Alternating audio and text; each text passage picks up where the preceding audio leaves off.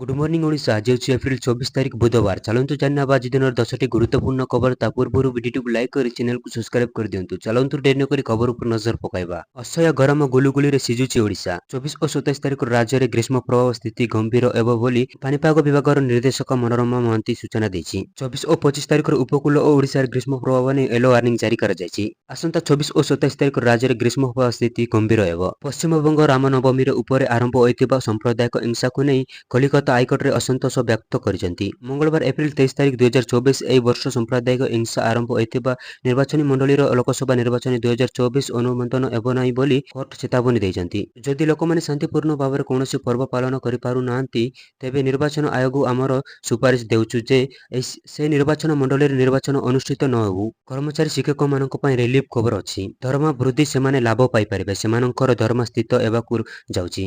13,000ରୁ ଅଧିକ ଶିକ୍ଷକ ଓ କର୍ମଚାରୀ ଏଥିରୁ ଉପକୃତ ହେବେ। ବିହାର ରାଜ୍ୟର ସଂସ୍କୃତ ବିଦ୍ୟାଳୟ ଏବଂ ମାଦ୍ରାସ କାର୍ଯ୍ୟାଳୟରେ 13,000 ଶିକ୍ଷକ ଏବଂ କର୍ମଚାରୀଙ୍କ ଦରମା ନିର୍ଣ୍ଣୟ କରାଯିବ। ବେସାମରିକ ବିମାନ ଚଳାଚଳ ମହାନିର୍ଦ୍ଦେଶାଳୟ ଡିଜିସିଏ ସମସ୍ତ ଏୟାରଲାଇନ୍କୁ କହିଛି ଯେ 12 ବର୍ଷ ପର୍ଯ୍ୟନ୍ତ ପିଲାଙ୍କୁ ବିମାନରେ ସେମାନଙ୍କ ପିତାମାତା କିମ୍ବା ଅଭିଭାବକଙ୍କ ମଧ୍ୟରୁ ଅତି କମ୍ରେ ଜଣେ ସହିତ ସିଟ୍ ଅବବଣ୍ଟନ କରିବାକୁ ସୁନିଶ୍ଚିତ କରନ୍ତୁ। ବିମାନ ଯାତ୍ରା ସମୟରେ 12 ବର୍ଷରୁ କମ୍ ବୟସର ପିଲାମାନଙ୍କୁ ସେମାନଙ୍କର ପିତାମାତା କିମ୍ବା ଅଭିଭାବକଙ୍କ ସହ ବସି ନଥିବାର ଘଟଣାକୁ ଦୃଷ୍ଟିରେ ରଖି ଏହି ନିର୍ଦ୍ଦେଶନାମା ଜାରି କରାଯାଇଛି। ବିଜେଡି ପାଇଁ ପ୍ରଚାର କରି ଅଡୁଆରେ ସରକାରୀ କର୍ମଚାରୀ। ଚୌଦ୍ୱାର ଥାନା ଆଇଆଇସି ବିଶ୍ୱରଞ୍ଜନ ସାହୁ ଓ ଏସ୍ଆଇ ସରସ୍ୱତୀ ସାହୁ, ଆଠଗଡ଼ ମେଡିକାଲର କ୍ଲର୍କ ସନ୍ତୋଷ ମିଶ୍ର ଏବଂ ଭଦ୍ରକ ଜିଲ୍ଲା ସାଲନ୍ଦୀ ଡିଭିଜନ ଜଳସେଚନ ଅଫିସରେ କର୍ମଚାରୀ ପରମେଶ୍ୱର ମଲ୍ଲିକଙ୍କ ଉପରେ ହୋଇପାରେ ଆକ୍ସନ। ସରକାରୀ କର୍ମଚାରୀ ହେବା ସତ୍ତ୍ୱେ ବି ବିଜେଡି ପ୍ରାର୍ଥୀ ପାଇଁ ପ୍ରଚାର କରି ସେମାନେ ଆଦର୍ଶ ଆଚରଣ ବିଧି ଉଲ୍ଲଂଘନ କରିଛନ୍ତି ବୋଲି ମୁଖ୍ୟ ନିର୍ବାଚନ ଅଧିକାରୀଙ୍କଠାରେ ଅଭିଯୋଗ କରିଥିଲା ବିଜେପି। ଜବାହରଲାଲ ନେହେରୁ ବିଶ୍ୱବିଦ୍ୟାଳୟ ଏଜେଣ୍ଟ ଓ କଲିକତା ପ୍ରଫେସର ଶାନ୍ତିଶ୍ରୀ ପଣ୍ଡିତ କହିଛନ୍ତି ଯେ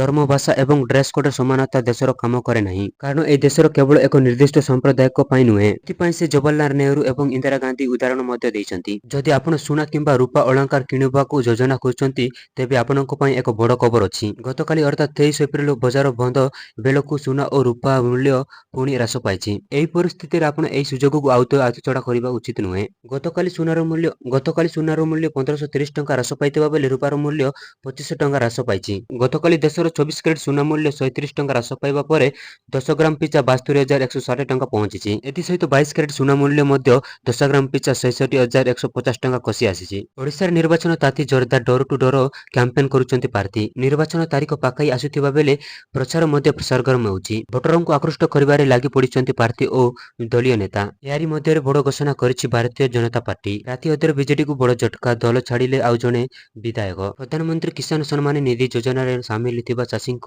ପାଇଁ ଖୁସି ଖବର, କାରଣ ଏଥିରେ ସାମିଲ ଥିବା ଚାଷୀଙ୍କ ପାଇଁ ସରକାର ବଡ଼ ନିଷ୍ପତ୍ତି ନେବାକୁ ଯାଉଛନ୍ତି। ସାମିଲ ଥିବା ଚାଷୀ ଖୁବ୍ ଶୀଘ୍ର 17ତମ କିସ୍ତି ପାଇବାକୁ ଯାଉଛନ୍ତି। 17ତମ କିସ୍ତିରେ ଚାଷୀମାନଙ୍କ ଆକାଉଣ୍ଟକୁ 2,000 ଟଙ୍କା ଲେଖାଏଁ ଆସିବ। ତେବେ ଏହି ଯୋଜନାରେ ସାମିଲ ଥିବା ଚାଷୀଙ୍କୁ ଟଙ୍କା ପାଇବାକୁ ହେଲେ କିଛି ଗୁରୁତ୍ୱପୂର୍ଣ୍ଣ ଦିଗକୁ ଧ୍ୟାନ ଦେବାକୁ ପଡ଼ିବ, ନଚେତ୍ କିସ୍ତି ଟଙ୍କା ଅଟକି ଯିବ। କିଛି ଗଣମାଧ୍ୟମ ରିପୋର୍ଟ ଅନୁଯାୟୀ ମେ 15 ତାରିଖ ପୂର୍ବରୁ ଚାଷୀଙ୍କ ଆକାଉଣ୍ଟକୁ ପିଏମ୍ କିଷାନ ଯୋଜନାରେ ମିଳିଥିବା 2,000 ଟଙ୍କା ଆସିବ, କିନ୍ତୁ ଏନେଇ ସରକାରୀ ସ୍ତରରେ କୌଣସି ଘୋଷଣା କରାଯାଇ ନାହିଁ। ଏଥିପାଇଁ ସର୍ବପ୍ରଥମେ ଚାଷୀଙ୍କୁ ଇକେୱାଇସି କରିବାକୁ ପଡ଼ିବ। ଏହା ବ୍ୟତୀତ ବ୍ୟାଙ୍କ ଆକାଉଣ୍ଟକୁ ଯେଉଁଥିରେ ପିଏମ୍ କିଷାନ ଟଙ୍କା ଆସୁଛି ତାହା ଆଧାର କାର୍ଡ ସହିତ ଲିଙ୍କ ଥିବା ଆବଶ୍ୟକ। ଯଦି ଆପଣ ଇକେୱାଇସି କିମ୍ବା ଆକାଉଣ୍ଟ ସହିତ ଆଧାର କାର୍ଡ ଲିଙ୍କ କରିନାହାନ୍ତି, ତେବେ 17ତମ କିସ୍ତି ଆସିନପାରେ। ଇଣ୍ଟରନେଟ୍ କମ୍ପାନୀ ଗୁଡ଼ିକର କାହାର ସମ୍ପର୍କୀୟ ନୁହେଁ। ଅନେକ ଇଣ୍ଟରନେଟ୍ କମ୍ପାନୀ ମାଗଣା ସେବା ପ୍ରଦାନ କରନ୍ତି ସତ, କିନ୍ତୁ ଯାହା ପ୍ରକୃତରେ ମାଗଣା ନୁହେଁ। ଆପଣ ହୁଏତ ଭାବୁଥିବେ ଯେ ଆପଣ ମାଗଣାରେ ସେବା ନେଉଛନ୍ତି, କିନ୍ତୁ ବାସ୍ତବରେ ପୁରା ଅଲଗା। ଆପଣ ସିନା ମାଗଣାରେ ସେବା ନେଉଛନ୍ତି, କିନ୍ତୁ ଏହା ବଦଳରେ ସେମାନଙ୍କୁ ତଥ୍ୟ ଆପଣ ସୂଚନା ଦେଉଛନ୍ତି। ସୂଚନା ଅନୁସାରେ ବର୍ତ୍ତମାନ ଫେସବୁକରେ ଏକ ବଡ଼ ଡିଲ୍